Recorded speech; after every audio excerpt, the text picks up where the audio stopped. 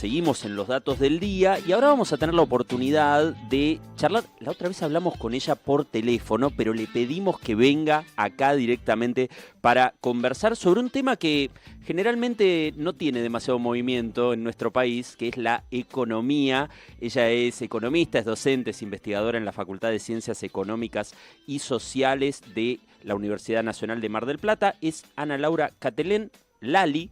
Para la gente que la conoce, así que le vamos a decir Lali directamente. ¿Cómo estás, Lali? ¿Qué tal? Bueno, muchas gracias por la invitación. Por favor. Bueno, vamos a hablar un poco de, ley bases, que es ley bases y paquete fiscal. Están juntos, que ahí empieza a avanzar aparentemente, ya tiene dictamen, ya empieza a tener algunas modificaciones más en diputados y todo indicaría que pasaría que podría avanzar, digamos, ¿no? A nivel Congreso. ¿Qué cosas te llaman la atención o dónde estás poniendo el foco vos en las cuestiones económicas, tanto en los últimos discursos del presidente con respecto a la ley bases? Yo creo que, bueno, hay varias cosas para prestarle atención. Una es el modelo en general que ellos proponen, digamos, en términos de lo más integral de la economía, que uno puede valorar, si le parece mejor, si le parece peor, pero también cómo en sus propios términos eso también le va mejor o le va peor. Venimos en un proceso de desaceleración de la inflación. La pregunta es si eso es sostenible. Un poco lo que estuvo pasando con el tipo de cambio estos días nos indica que tal vez no tanto. Tenemos un presidente que se estuvo riendo de aquellos que decían que había atraso cambiario. Por estos días tuvimos como una mini corrida que indica que había un problema ahí en el tipo de cambio. Hubo un pico que llegó a 1.300, ahora bajó un poquito, pero Sí. subió. Sí, y eso te muestra que había algunas tensiones que estaban acumuladas, una cosecha, la liquidación de la cosecha gruesa que parece que nunca termina de arrancar, los controles, digamos, que también, los controles cambiarios, el cepo que hace que esta propia dinámica se reproduzca en el tiempo y que haya una apuesta todavía mayor a la devaluación, digamos, en esta corrida igual también un poco los termina beneficiando porque hace que el agro tenga más incentivos para exportar, o sea, en los propios términos del gobierno si esto está funcionando bien o no, pero también creo que hay cuestiones más de largo plazo, como las que estábamos hablando recién, este RIGI, el régimen de incentivo a las grandes inversiones, que está dentro de esta ley y que está empezando a generar más atención de la prensa, de los políticos en general, de la gente, porque nos estamos jugando algo que tiene que ver ya con el largo plazo, ¿no? Los próximos 20, 30 años, y ahí creo que vale la pena que saquemos la mirada de los títulos de urgente y carteles rojos del noticiero y nos tomamos el tiempo de leer un poco más la letra chica de esto porque hay varias cosas ahí a las que creo que vale la pena prestarle la atención. Argentina necesita un régimen de grandes inversiones porque somos un país que si nos comparás con el resto del mundo no tenemos ese tipo de proyectos también desarrollados y eso tiene que ver con que somos un país que le cuesta mucho la estabilidad de las reglas del juego. Entonces, quienes hacen esas inversiones no tienen grandes incentivos para venir a hacerlas en un país como el nuestro. Ahora, la pregunta es, ¿está bien hecho ese régimen? ¿Tenemos que prestar más atención? ¿Vale la pena que el Senado se tome un tiempo más para discutir esto y haga algunas modificaciones? Yo personalmente creo que sí, porque para preguntarnos o para saber si este régimen es bueno o es malo, tendríamos que preguntarnos si crea empleo, si genera recursos fiscales, si es positivo en cuanto a la generación de divisas. Sabemos que la Argentina tiene un problema de larga data en una restricción estructural, una escasez estructural de divisas, entonces ahí también vale la pena preguntarnos por eso. Preguntarnos si este régimen también es bueno en cuanto a la generación o la transferencia de tecnología. Y yo creo que ¿Qué sería transferencia de tecnología? si, por ejemplo, el capital, la maquinaria, las cosas que van a venir con estos proyectos de inversiones permiten también el aprendizaje y la transferencia tecnológica a otros sectores de la economía. Una especie de modernización también a nivel tecnológico. Exactamente, exactamente. Eso es muy importante. Aprender haciendo que se suele generar con este tipo de entrada de capital extranjero. Y la verdad es que cuando uno mira punto por punto cada uno de estos ítems, este régimen no parece ser muy bueno, la verdad. no se mira o no se propone en términos de la generación de empleo, que eso es grave porque la Argentina tiene un problema grave con el empleo particularmente también con la informalidad. Tampoco parece ser muy bueno en términos de la generación de recursos fiscales, porque justamente lo que hace es dar un montón de exenciones que luego no pueden ser captadas de otra manera. Tampoco es bueno en cuanto a la generación de divisas. Por acá tenía anotado el dato en algún lugar.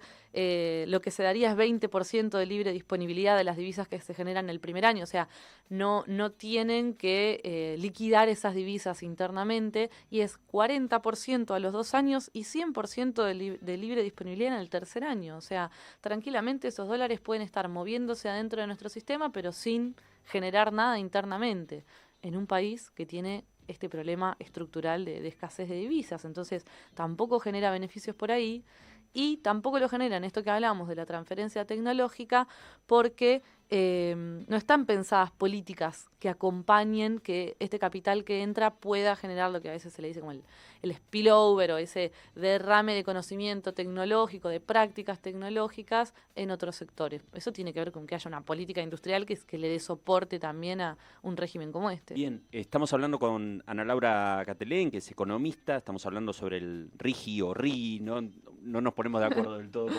cómo decirle. Ahora, te propongo un ejercicio, ¿no? Que es el siguiente. La descripción que hiciste es súper clara. Ahora, ponete un segundo en la mente del gobierno. ¿Cuáles son los beneficios que ellos están viendo con respecto a esto? ¿O por qué? Estaría difícil la que te estoy proponiendo. Pero, a ver, ¿por qué se avanza de esta manera? O por lo menos, ¿cuál es el modelo que se está viendo en su concepción? Mirá, es una pregunta muy particular porque si vos pensás este tipo de proyectos, no tienen mucho beneficio de corto plazo, porque estamos hablando de inversiones que tardan 10, 20 años en madurar. Entonces, es difícil ver un beneficio en el corto plazo. Probablemente tenga más que ver con generar acuerdos con algún tipo de socio que ya está afuera dándose la mano con ellos, pensando que va a tener asegurada esta estabilidad de las reglas del juego por los próximos 20, 30 años, para poder venir a hacer el negocio acá y saber que tiene la rentabilidad asegurada de esta manera que ellos proponen. Acá no estamos hablando de hacer un shopping, ¿no? Claro. Ese tipo de negocios, ¿no?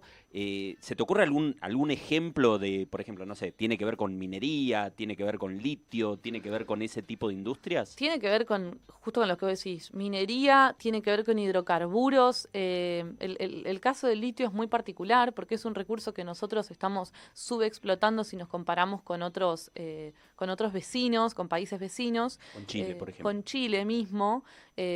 Nosotros tenemos una capacidad exportadora mucho más grande de la que estamos explotando, pero el tema es que no podemos generar los incentivos para traer esas inversiones. Ahora, la pregunta cuando vos traes esas inversiones es, ¿qué vas a hacer para que eso favorezca tu economía, favorezca tu crecimiento, tu desarrollo? Esto que hablábamos antes también, que es, como vos me comentabas, lo que ahora parece que se está rediscutiendo en el Senado, que es cómo vas a hacer para que eso te ayude a generar y fortalecer tus cadenas de proveedores locales. Si vos no desarrollás ni para atrás, que es las industrias que proveen a este nuevo emprendimiento que se está generando, o para adelante, que es la industria que avanza con, por ejemplo, el litio. Brasil viene de hacer justamente hace poco, Lula firma un incentivo a las inversiones que se hacen en darle el tratamiento al litio, ni bien vos lo extraes, para poder convertirlo en la reserva de energía que se pretende que el litio sea. Entonces, ¿qué están viendo ellos? El famoso valor agregado, digamos. Claro, el valor agregado. ¿Y ellos qué ven? Eso te triplica el valor del litio. Ni siquiera estamos hablando de la generación de la batería. Es el paso intermedio entre la extracción y la creación de la batería. Brasil dice, ellos van a empezar a explotarlo, no están haciendo nada hacia adelante, desarrollémoslo nosotros. Claro. Entonces se nos está pasando un bondi en la cara, básicamente, y no estamos haciendo nada al respecto. Y esto además es peligroso porque es una apuesta de largo plazo. Se supone que después esto no lo podemos tocar, no lo podemos modificar por los próximos 30 años. Y si bien yo me paro de un lugar en el que entiendo que nuestro país tiene que utilizar sus recursos naturales, creo que lo tiene que hacer de manera inteligente y estratégica. Esto va en la dirección opuesta y es más el típico modelo extractivista de saco los recursos naturales, se los vendo al resto del mundo y no logro generar nada en términos de poder aprender de este proceso para generar lo que en economía se llaman impulsos endógenos del crecimiento, que es qué vamos a hacer para aprender de esta tecnología, para generar los recursos fiscales o para tener las divisas, para después desarrollar otras cosas que necesitamos, otros aprendizajes, otros conocimientos, sino que simplemente respondemos a estos impulsos exógenos, que es, viene alguien y nos dice, queremos tu recurso natural, y eventualmente entra alguna divisa por eso, pero no aprendemos de este proceso, que nuestra historia está plagada de este tipo de cuestiones, donde no podemos internalizar estos motores del crecimiento, y creo que esto es un paso más en esa misma dirección. Dalí, te agradezco un montón la claridad, el tiempo. Estás súper invitada de nuevo, porque tenemos un montón de temas que también nos quedaron